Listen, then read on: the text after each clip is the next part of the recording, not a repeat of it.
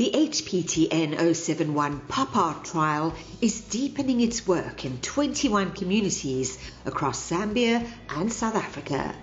Another year has brought with it exciting new developments, but with a core goal. We've got lots of objectives, but we do have one central objective, and that is to reduce the number of new HIV infections in these communities. And that's what we really have to do to bring this epidemic under control in these severely affected countries.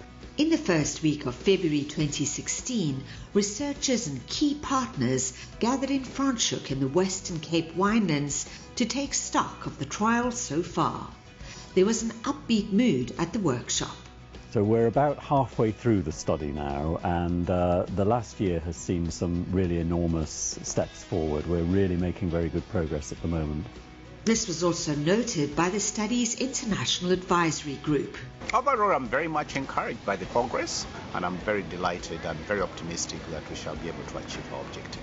With strides taken in getting more people to test for HIV, much of the focus at the workshop shifted to the next big challenge. Now our focus really is to make as much as we can that link between those people we've found living with HIV to get them into care, and then again to keep them in care, and that's really our push this year. Community HIV care providers, CHIPS, have taken this to heart and have made it a key priority throughout the past year. In both countries, clients are often brought to the clinic by CHIPS, who guide them through the enrollment process, such as here in Kabwe, Zambia. Linkage to care was intensified with a special drive in November in Zambia. They're opening a file. She's been told what is the procedure all about. So she just has to follow, and she has already accepted to be put on ART.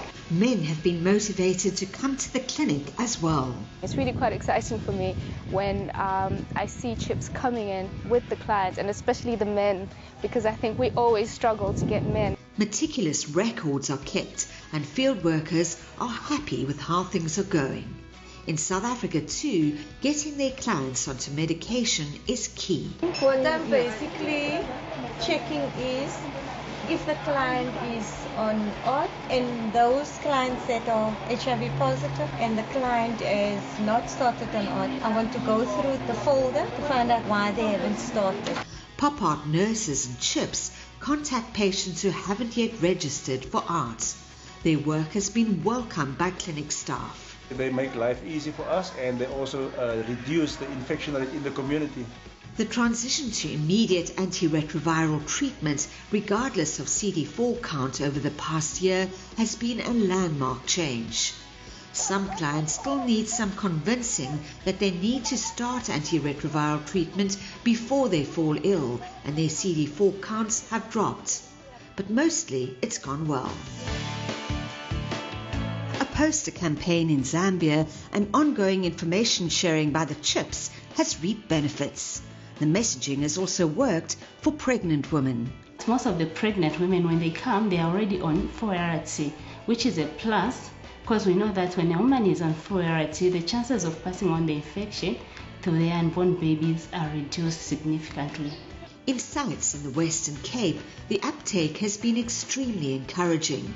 During this process, with the CHIPS workers going around, informing them, referring them to the clinic, we have noticed a big increase in the headcounts at this site. The usage of this facility has been very much promoted by the work of the CHIPS workers in the community. The number of patients enrolled on ARVs has tripled at this clinic and several other Western Cape sites.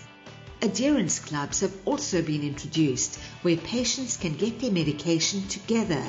It's reduced congestion, eased the load for nurses and doctors, and the clients seem to like it as well.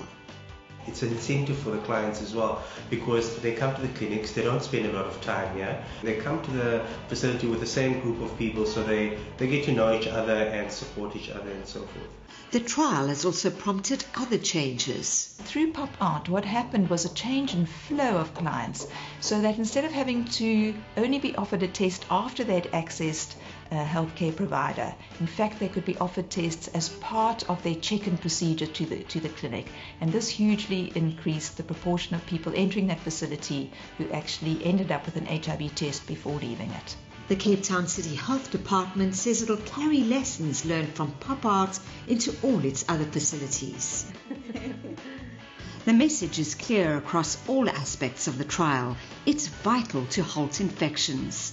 UNAIDS estimates there are 37 million people living with HIV globally. That number increases every year. Approximately 2/3 are in sub-Saharan Africa. So the burden of disease related to HIV/AIDS is immense.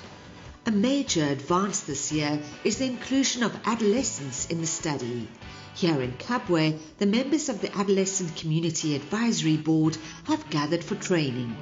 The participants have been asked which services are offered by PopART. Screening for TB, anything else there? Give out condoms. They give out condoms. What else are they doing? There's a real buzz around the importance of HCT for this age group. We have seen a difference. We have seen a number of these adolescents coming in. And this is a plus for us, because by the time they become adults, they would have known information and they have the prevention measures and strategies. There are some challenges. It's difficult to reach adolescents during the day as they're at school, and consent is needed under the age of 16 in Zambia.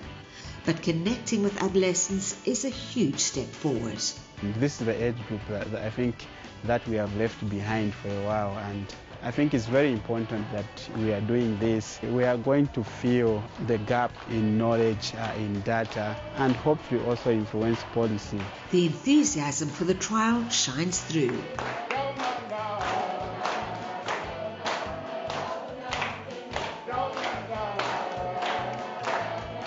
Another exciting development is the sub-study on phylogenetics, which was activated in July 2016.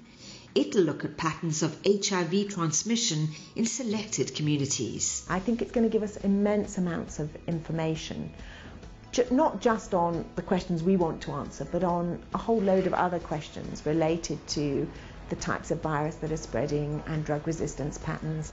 Enrollment for the phylogenetics study is going very well. As of November 2016, we have enrolled more than 1,000 participants in the healthcare facilities within the HPT and selected communities. We are also consenting the PC participants to be part of the study.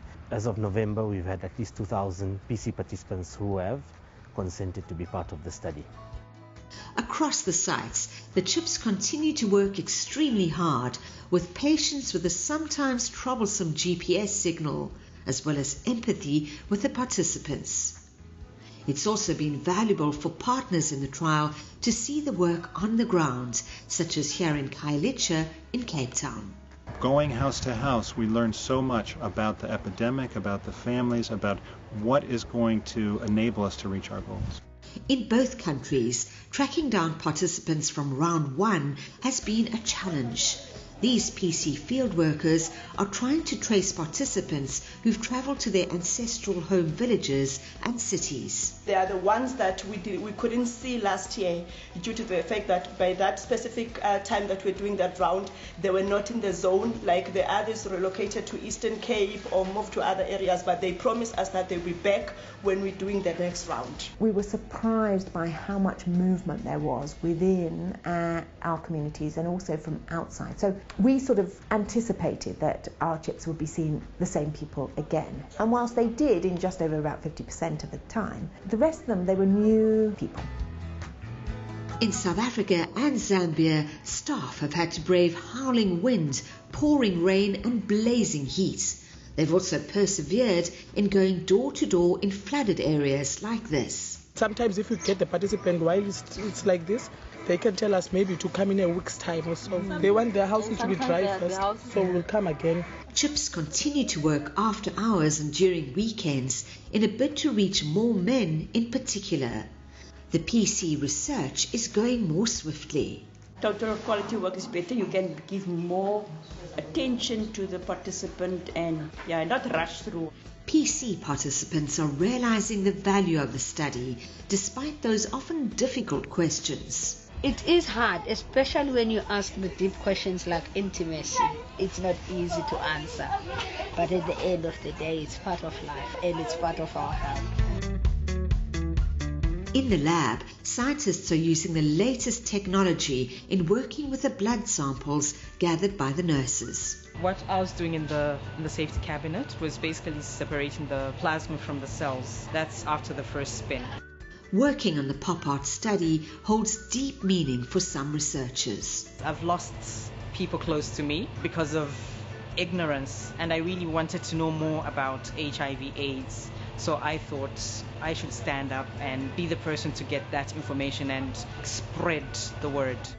In this cleverly designed container TB lab, scientists are excited about the reduced time it takes to diagnose PopART clients for TB.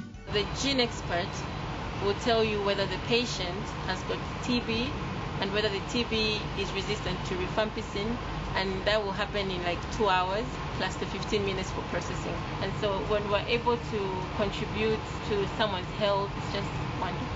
With so many different elements in the study, it is expensive, but funders believe it's money well spent. I would think so, yes. I mean, there's so much data that's going to come out besides the primary objectives or secondary objectives and other unanticipated results that I think are going to be meaningful and, again, help the policymakers as we move forward. The economic analysis of intervention could be very enlightening as well. Apart from looking at the costs of the study on a practical level, both intervention and research, it could tell us much more. What we do goes further, because an infection averted doesn't tell us actually what is the societal value of averting this infection. What does it mean for society that one person or several persons are spared from this terrible disease? So we try to place a monetary value or benefit on these averted infections. On the ground, CHIPs are playing their part to try to avert infections through regular mobilization, such as here in Delft. Getting people to test and retest for HIV is key. We see the difference. We see it's more motivating now that we're in round 3, because there are people that we did first in round 1 that are on care. So that gives us power, that gives us energy to go on, seeing that we're making a difference. To be tested is very, very good, Mama. For each and every, not for me alone. But I should like, then the people, they're going to be healthy all the time.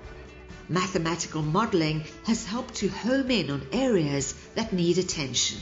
By running simulations, we can see what would be the impact of focusing on different activities, and this allows us to work out which bits we really need to focus on to get the best possible impact of the trial.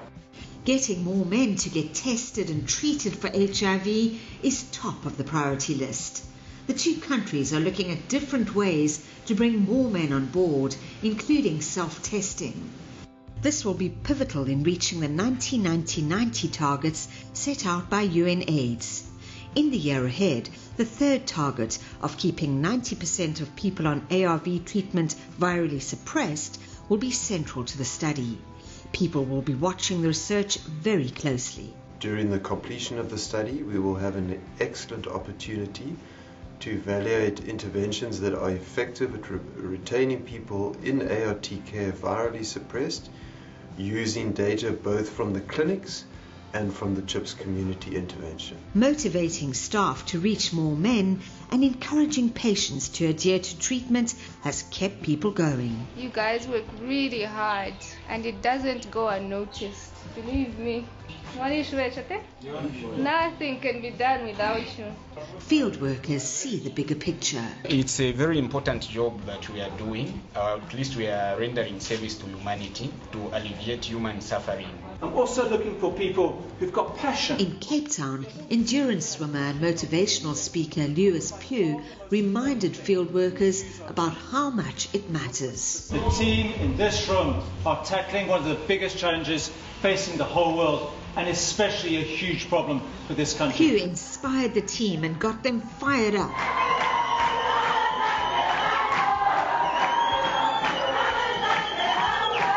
Despite challenges, the research is already starting to make inroads. The study's already contributing tremendously. It's breaking new grounds. It's doing what's never been done before. And I think that the insights that we're gaining from the study, even today, are informing the scale-up of treatment elsewhere, and will continue to inform the scale-up elsewhere. So this is a tremendous contribution by the study, even before we actually reach even the end of the study. At all levels, there is hope. The work that I do makes me feel that I'm part of something big. Actually, I'm part of history.